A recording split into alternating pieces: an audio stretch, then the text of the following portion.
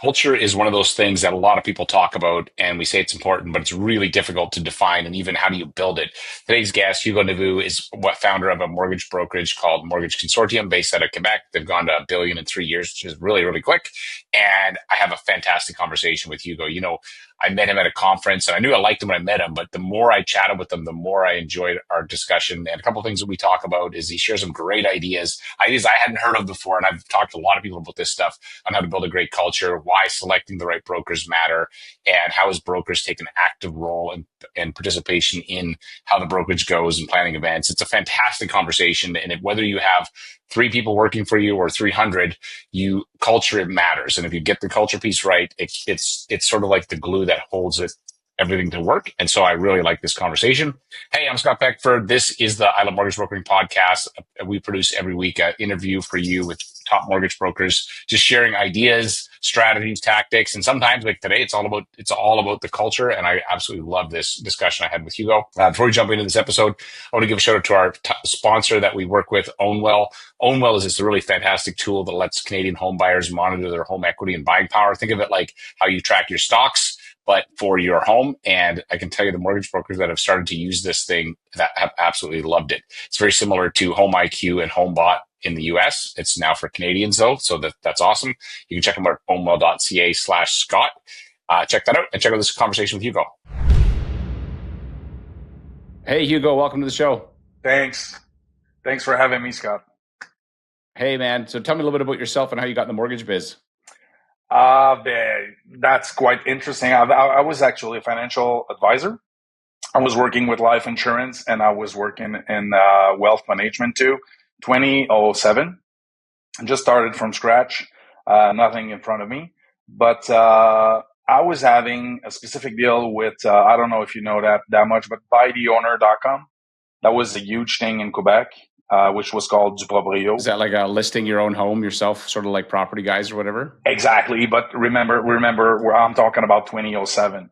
So that was not that popular at that time. And Duproprio was born and raised. That company was born and raised in my hometown. And I used to work as a waiter in a restaurant. So I was talking a lot to the owner of that company, Nicolas Bouchard, which created a really important business at the end of it. Duproprio was all over the country. It was called Duproprio and buytheowner.com.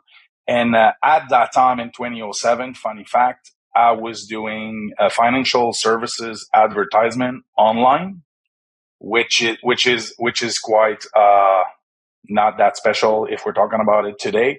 But in 2007, even the bank were not doing that at that time.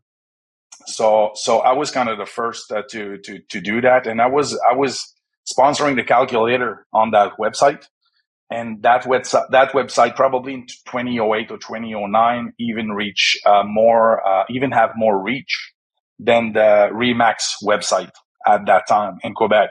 So that was a huge thing to me, and I was just referring mortgage to people in banks, National Bank, Desjardins, Manulife banks and stuff like that. As a financial advisor, I was just referring deals. But the last year I did that in 2008 or 2009, I did that for 2 years and a half or something like that. I probably refer like 36 millions a deal. So I decided to take my own license and to deal with these deals myself. Rather than just hand them all away. Yeah, yes. That's smart. Yes. That was the right thing to do. I can assure you that. Yeah, that's very clever. Okay, so and now you have a brokerage. What's your brokerage called in Quebec? It's Consortium Hypothécaire, which is Mortgage Consortium, just a bunch of individual broker, a bunch of independent brokers, which is why it is called Consortium Mortgage. Yeah. Right. Yeah. Okay. And so what's been your biggest challenge with growing your guys' brokerage?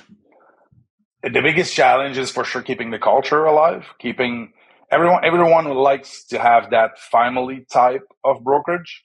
Like everyone wants it to be small, but have the resources of the largest one.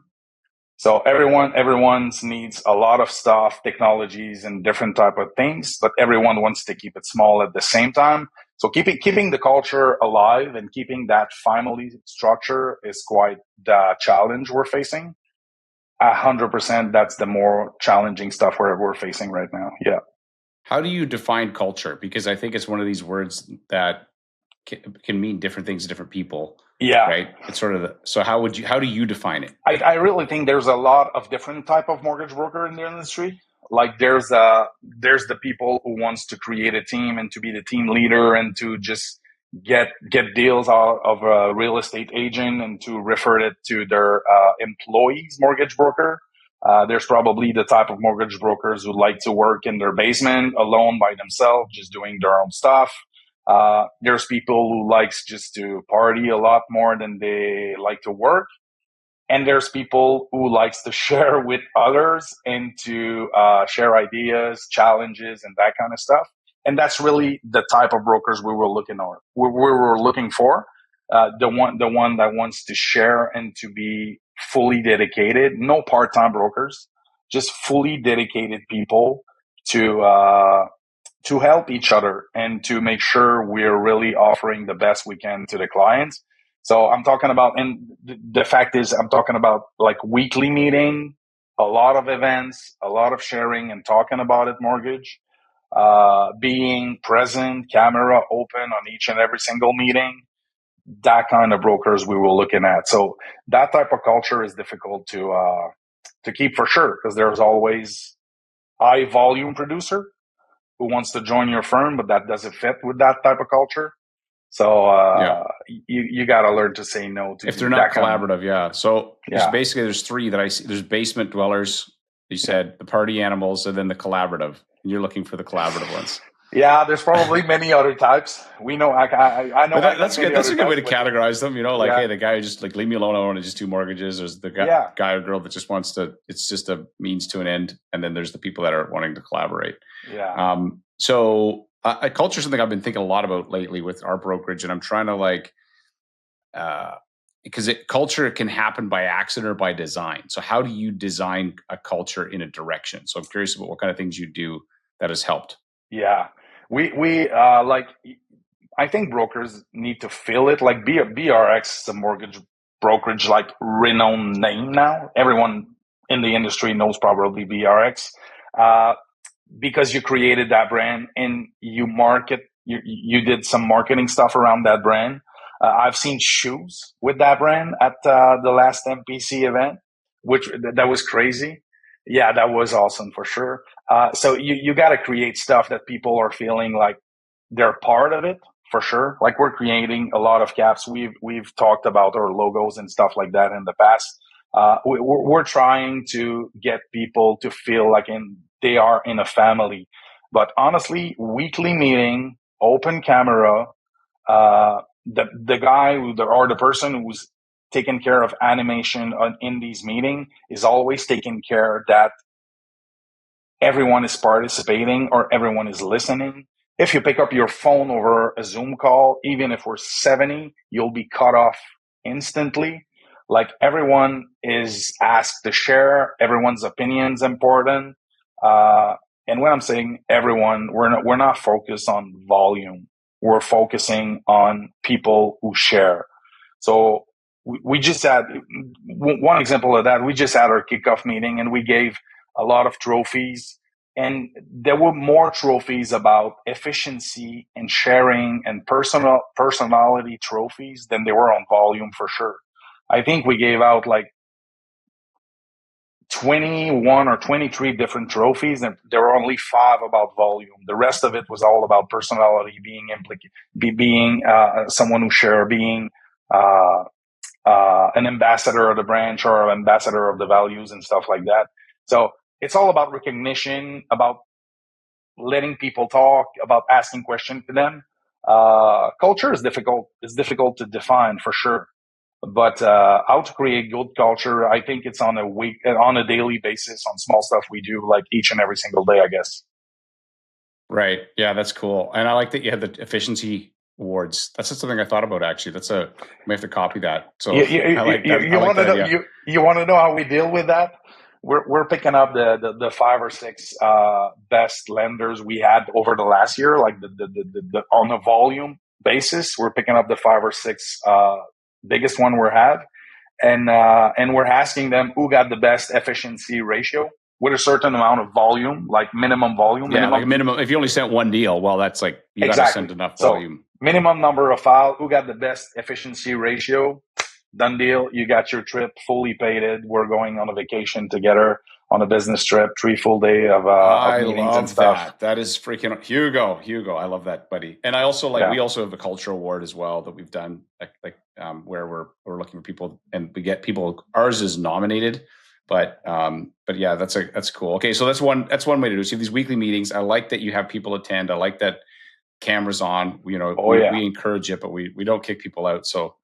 We do. But, maybe we got to up the culture game. We got to be like, hold on here, man. We got to improve our culture, because then it's like, so you have the shared values, obviously, because you got to have, which for you, one of the values would be collaboration. Yeah. And then you're going to have a shared vision of where you want to go. 100%. Shared language. 100%. So what other kind of things have you done? Because you guys you've only been around 3 years, this consortium, and you said you're doing over $1 billion, which is fantastic. And especially since you're in Quebec, your mortgage sizes are smaller, so that also makes it more challenging. I'm not gonna lie. You haven't had that much brokers from Quebec on the podcast, right? So you probably I've not, and not by design. It's just I don't know many, and I met you on the MCAP summit, and I saw your branding, and I'm like, dude, that is sick. Yeah. And so that started this whole conversation. And I think we had horseback riding too, which was fun. But exactly. But just so you know, just so you know, the average mortgage is not that small though. Because we're having brokers in the Montreal area too, so it's like 303, 306, 308. Okay, I think we're like 450 though. Yeah, I know. It's probably higher in certain space in Canada, but still, I'm talking with people in Alberta or any other provinces than BC and Ontario, and we're having not that much of a high average, but still 300. Used to be 180 a couple of years ago still. So yeah. Okay, so talk to me about your annual theme. What did you do? We were talking about this before. You kind of had an annual theme that you just beat the drum on. I want to tell me more about this. This was interesting to me. Yeah, so I think this whole episode, if you're listening, is all going to be about creating a great culture. Whether your company is 5 people, whether it's you and 2 assistants, or you have 200 people. I think culture is it is one of those amorphous things that we all know and we feel it, but it's hard to sometimes describe. And so this is why I think it's you're doing some things really right. So this is why I'm interested for this conversation, because I'm going to be taking notes. I think I'm going to copy everything that's good, brother. No, that's perfect. That's perfect. I'm going to share, and I love that's collaboration. Absolutely. Now I'm fully open to talk about anything with everybody in the industry. I mean, that's the way we are, and that's what we respect the most. Like, I like people sharing. So 4 years ago, the annual theme, my annual theme was. Sorry, I got you distracted because sometimes I'll ask a question and then I'll talk too much. So annual theme is what I want to talk about. 4 years ago, first year, and I'll call it an hashtag because I'm an old man now, so I can use hashtag still in 2025. But it was hashtag together because it was our first year, the launch of our branch and everything. The second year was hashtag partnership, because we needed to focus more on a relationship with our lenders. And last year was authentic, and we have been focusing on that a lot. This year is do it. It's time to be in the action and to walk the talk of what we all talked about last year and the year before. But last year was really defining, even for me, was really defining for a lot of brokers in our team, because it was all about the human being, about the why. I know a lot of podcasts and a lot of people are talking about the why. So that was all about the why and the human part of what we're doing. What does it mean to be authentic? What does it mean to be aligned with our life values and stuff like that? Why are we doing what we're doing? How should we do whatever we're doing if we want to be aligned with our values and to be fully authentic in our work and our professional life, personal life, balance and everything? So that type of discussion went, I must say, really deep, Scott, like really deep at a whole other level. Even the lenders at our business trip were crying a lot. Everyone was in tears, and we went to deep stuff about what it is to be authentic. What do we like? I love to say everyone's got a backpack, but some backpacks are heavier than others for sure. And sometimes you got to clean up your backpack. So we were into that a lot last year. And even myself, I had to reconsider, why am I doing this? What is my goal? What is my personal mission and all of that? Because I've told you I haven't done any mortgage for years. I just try to be the best leader of that team that I could be as possible. And as I'll say it as it is, because it might sound really awkward, or it might sound like I'm a selfish guy, but I wanted my mission out of everything we discussed last year and every discussion I had with the brokers is to inspire. The mission and my goal is to inspire. And you can do that. I can do that with volume for sure. I just can do that with bringing the culture to the table each and every single time I can to make everyone the best version of themselves possible. Hey, so one of the things I don't believe in is New Year's resolutions, because just because the date flips over doesn't mean all of a sudden you become motivated. And plus the stats are terrible on success on them. But one of the things I have been doing, and which you just made me think of, is I create a theme for the year. So I have a theme of what I'm trying to focus on, personal growth. You're doing that, but you did it another level. I got a hat tip to you. You did it at a brokerage level, which I have not done. So I'm totally going to copy that too. But my theme this year is I'm a coach, not a player. And the reason that that's my theme is that I've realized that one of the mistakes I've been making is that I love coaching the agents because I've coached for like 8 or 10 years, but I was not coaching my team. And so it's like, I kind of neglect, I'm like, just figure it out. But I'm like, wait a second, that's a massive mistake that I should be spending the time. If I work with my team that works with the agents, I'm going to get more leverage. And so that's for this year, my shift has been, I have to think of myself as a coach. And, but so I love this idea of a theme. So what's your theme this year? It's just do it. So why that theme, and how are you going to reinforce it?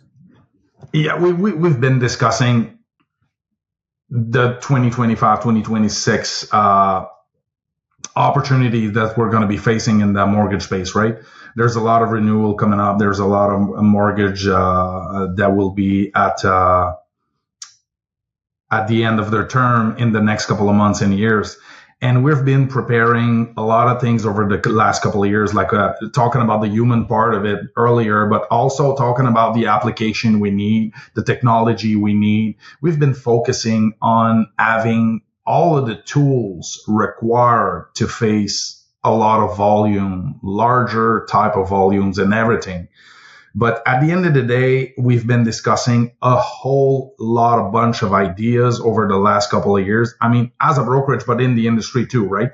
I think it's everyone. And I disagree with what you just said earlier. You're not coaching your team. I mean, you're coaching the full industry, Scott, by that podcast. Well, but there's a difference between being, like general, like communication versus, getting into the weeds with an individual and being like, where are you at? 100%. What's on your mind?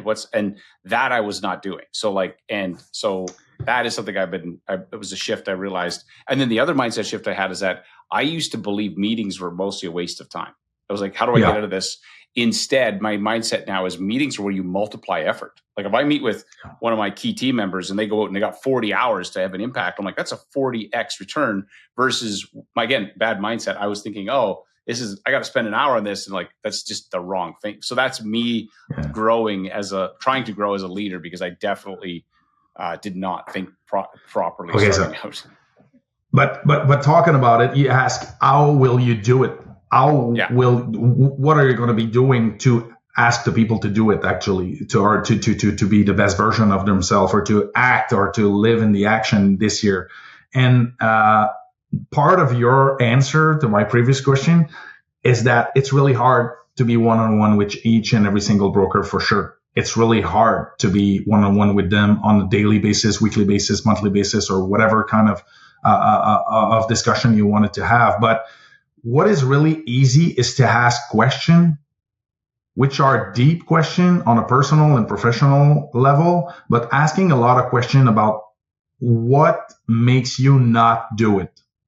What are the things that are pushing you away from your actual goal? Have you set that goal? What is that goal? What will you be doing to have access to the type of life or the type of volume you want or the type of time you want to have in your life? So that kind of stuff, you can ask easily a lot of questions to all of these people at the same time. And then you got to read the answer. So that's what we're doing. I'm reading a lot of answers and I'm trying to regroup these answers. And thanks to the AI, that's quite easy now to regroup that type of answers. And you can then decide to what kind of topic you'll be talking about in the next meetings, what kind of event you need to organize, what kind of training you need to organize. And it will also give you a full, really important opportunity to have one-on-one meeting and to talk about what's specific to that broker. So as simple as my answer is, I'm just asking questions. Yeah, I'm just asking questions. Dude, I think you are, I'm going to say this in the most respectful way I can say without sounding like a jerk. You are much smarter than when I first met you. And so I'm like, okay, dude, there's layers to this. And I'm like, oh, I really like Hugo. The more I talk to you, the more I'm like, okay, I liked you before at a surface level, you seem, but I'm like, you're deep. So I really appreciate you having this discussion with me. You said one of the things I thought too recently is that the best coach, like okay coaching is telling, great coaching is asking. You don't just tell people, because if you tell them that it's not, they don't own it. If you ask them, they own the answer. But it's harder to do because you got to ask good questions and you got to listen. And it's much easier to just, hey, dummy, do it this way. Like, what's wrong? Like, that's my dad was a military phys ed instructor, and that's basically, that's how he raised us. Hey, dummy, what's wrong with you? Do it that way. And so but that doesn't work with adults, and it doesn't work for creative work. And so that's really good, though. So, okay, I love these questions. What makes you not do it? So that's basically what's getting in your way. What is pushing you away from your goal? So that's another great question. What are you doing? What would you be doing to get access type of life that you want? So it's kind of like where they want to go. Tell me about this AI assimilating answers. What do you do? How are you doing this? Because this is again something anybody could use with whether they got a team of 5 or 500. Tell me, what do you do there? Like if I'm asking all of these questions to like all of our brokers, that means a lot of answers, because we've sent them like a Google form or a Microsoft form. I don't even know. I'm not the one taking care of the technology part of it. So I don't even know what kind of form we're using now, but we're sending them a lot of questions, which are actually in a spreadsheet at the end of the day. So that spreadsheet, you just throw it in the AI and you say, give me topics, give me details on that specific question, regroup the answer. Let me know who needs advice on that type of thing, that type of thing, that type of thing. Let me know who is targeting more than 100 clients this year and everything. So you can ask whatever you want to be asking. Are you using ChatGPT for this? Oh yeah, 100%. Dude, 100%. It's so crazy. Like I honestly, I was talking to a friend the other day, a guy who does like, a couple $100 million. And he was saying how his coach, whenever he comes into this, people pay tens of thousands of dollars for his coach. And the first thing he says is, have you asked ChatGPT yet? Like, don't ask me. It's what he's telling his people. And I'm like, I start using it more. And I'm like, my goodness, this is powerful. Like what it was when it first came out. Now it's like, it's pretty insane. So, okay. So one of the questions I asked last year over the question we've sent before the business trip we were having is who gave me real personal answer? Who gave me like answers about their life and personal stuff? And it just regrouped everyone who told me like deep stuff. Someone told me that one of her personal goals was to talk again to his own brother. So she hasn't been talking with her brother for years. And one of her 2024 goals was to talk to her brother again. And during our business trip, I wrote a letter to each and every single broker who were there. And the letter was all about, have fun this week, but you also told me you got specific goal at the beginning of the year. So here's my advice and here's what I would love you to do this week. And to that specific person, I asked her to just wrote to her brother through Facebook, starting with, hey, what's up? I would love to chat with you. And she opened up the letter the first day of the business trip. And she was just crying when I came to her after that by the pool or whatever, I don't recall. And she told me she will. And 2 days later, she came back to me and she told me she did. So at the end of the day, being inspiring, being in the do it kind of stuff is, yes, asking questions, Scott, you're right, but also acting properly with the answer you got. And some deserve bunch of people meeting, and some answers deserve just one-on-one discussion with someone. And that type of discussion is not that funny to have. So I just wrote her a letter. Yeah. Which is another way to communicate for sure. But then we had that discussion. Was it a typewritten letter or handwritten? Yeah, there was a typewritten letter, but I can assure you everyone got a single one, and they were all different. By you. They were all written by you. Yeah, 100%. 100%. Dude, you're freaking awesome. No. Honestly, I'm blown away at what your at the intentionality that you're putting into your business. I'm like amazing. I freaking love it. Love it. So good. Scott, I got a really good role in that business. I'm not doing mortgages. I have the best role I ever had in my entire life in that business, which is just thinking about stuff and getting shit done, like that kind of stuff. The things, because I'm not dealing with mortgage, because I have the capacity and the ability to focus on mentoring and helping people and trying to inspire people, it's way much easier. It's difficult to do a lot of things at the same time, right? It's difficult to be a good leader. Obviously you can't fly two planes. It's like if you're doing your own production, plus you're trying to grow, like one of the planes is going down, as soon as like beep, beep, beep, and the other one's going up. And so I believe in trying to fly one plane and I'm not really involved in operation. I'm involved in the vision and the culture of that company. So it's just to be fully dedicated in the culture, and I'm being proud of that culture we created and we keep. But at the same time,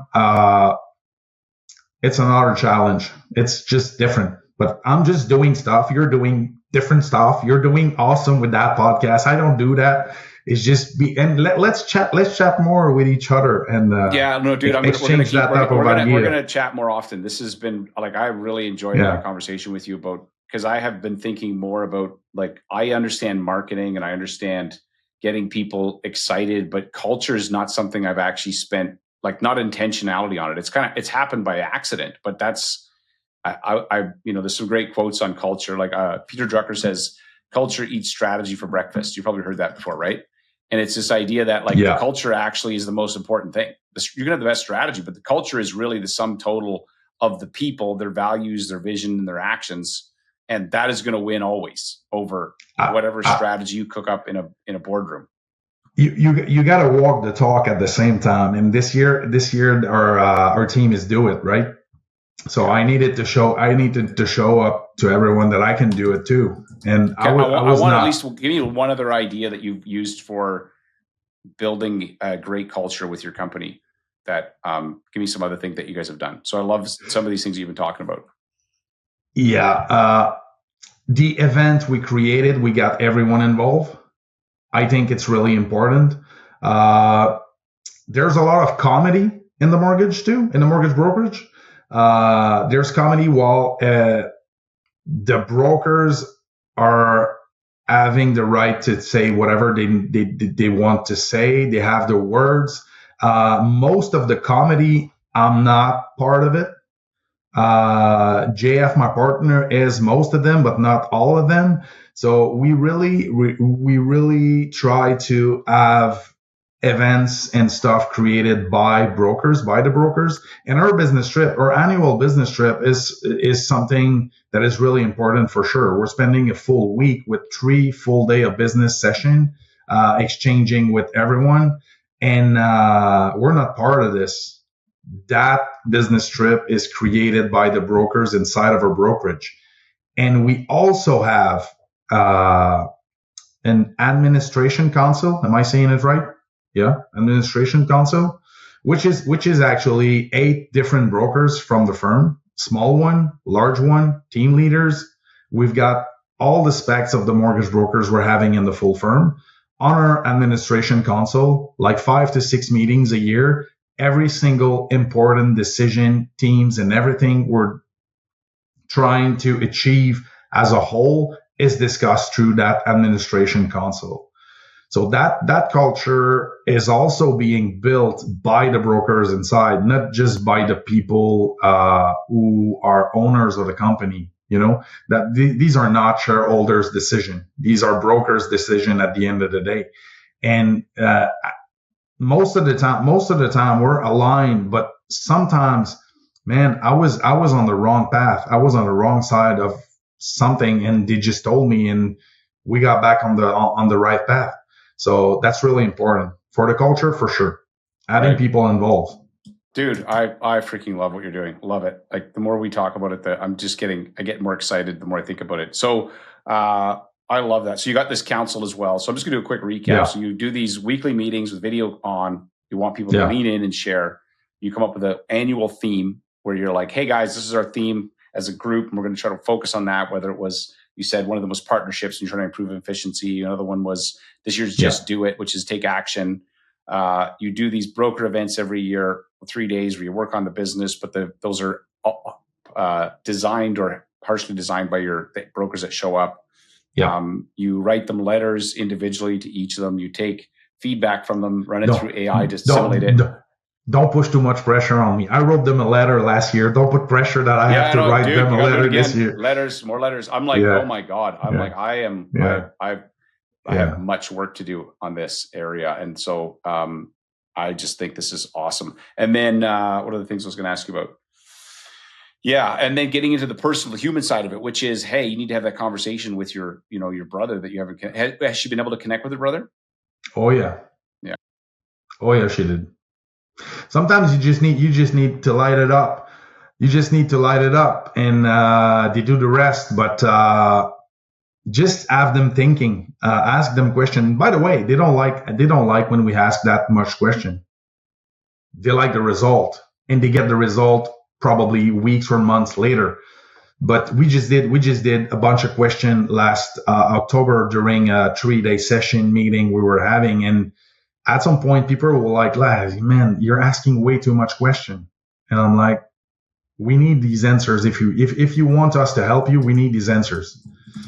So, yeah, It's not always fun, but it's No, it isn't. Like everything is hard work. Like to do anything great is hard work. Like it's not, I'm not surprised by that. So how many questions do you think were in that survey for you to be able to, because here's the problem that I've had in the past with these large scale surveys with lots of people is that it's very hard to synthesize. But with AI now, like you take the data and now you can just ask questions and it'll pull it out for you so quick. So that's making me, I got so much stuff that, like one idea I just had from me talking to you about this is that, so I got all these like follow-up emails that I send for people come into our webinar or funnel and they get these emails sent. Well, like, what do I come up for new ideas for webinars or for emails? I'm like, I'm going to drop all the emails I have and I'm going to say, find the themes and give me some more ideas on what I can write about. And it'll spit out, it's going to give me a dozen ideas I didn't even think of. Absolutely.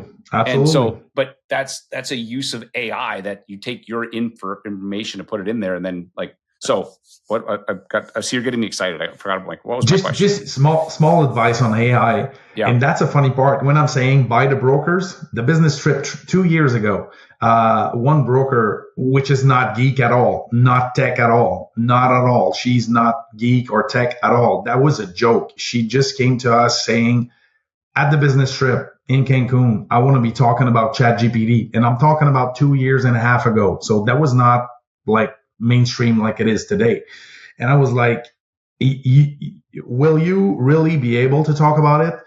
And she did deliver so good advice that I've been using ChatGPT since. But one of them, which is really important, Scott, if you're asking questions to ChatGPT, just say, I'm a mortgage broker in Ontario, whatever the area. You're being way too much specific about what you are, where you are, what do you want to achieve, in what kind of format, and then you ask the question. You'll be fully amazed about you got to give it some context. Yeah, because then it's like, exactly. Yeah, I've done that. Have you done one recently? Somebody shared on social. It was, you ask ChatGPT, say, hey, pretend you're my therapist who's fed up with me and you're giving me the tough love that I don't want to hear. And I saw your post about it. Oh my God! Like, are you follow? One of my agents messaged me and said, this is crazy. It's like, it told me that I need to get divorced already. I'm like, Yeah. what the heck is that? Yeah. Like, what? I don't know if that's actually good or bad, but like, I was just, it's. But that's fun though. That's fun. Back to your point you said earlier about asking questions. So I think the future is to the people who know to ask good questions. And so you ask good questions of others, you ask good questions of these tools. And then that's where the magic comes. It's not in having answers are like, we don't even know what the answers are going to be, but the questions are what really are the important part. Yeah. And when you want to achieve something, just ask the AI, this is what I want to achieve. Give me good question I should be asking to my people, which are mortgage brokers in Quebec, blah, blah, blah. But give me good question I should be asking if I want to achieve my goal. And when you got these 10 different answers, you ask for 20 more and then give me 20 more. And then you'll be fully inspired by the question you'll be seeing. And then you'll find the one you really want to ask. Yeah. Yeah. Oh, dude, this is so good. Okay. So where do people find you online? They don't find me online. Like you can hook me up on Facebook or whatever. Are you on LinkedIn? Yes, I'm on LinkedIn. I got also a website which is hugoneveu.com, HUGONEVEU.com. That's more of my business story website. But I don't like promoting myself anymore. I can tell you, I've done that a lot. But stop. LinkedIn. If they want to find you. Okay, give me your LinkedIn link and I'll put it on the show notes. Hugo, this was so much fun. Thank you for coming to chat with me, man. Hey, that was my pleasure. Thanks for the invitation. And we'll be talking off cam for sure in the next couple of weeks and months. Hey, thanks again for listening, and hopefully you were inspired by my conversation with Hugo. I know I was. I took copious amounts of notes on ideas of like, oh, I'm going to steal that idea and I'm going to implement this. And the thing I love about, you talk to people that are doing things and even doing slightly different than you, there's always a learning or a lesson, a nugget. And I'm curious what you took away from this conversation of how you're going to improve the culture of your business, whether it's you and one other person or you and, as I said, a couple hundred people. Anyways, thanks again for listening. And as I always say, there's no problem in your mortgage business that someone else hasn't already solved. Your problem is who's got the answer. Our goal is that this podcast provides some of those answers. Thanks again for listening, and I will see you on the next episode.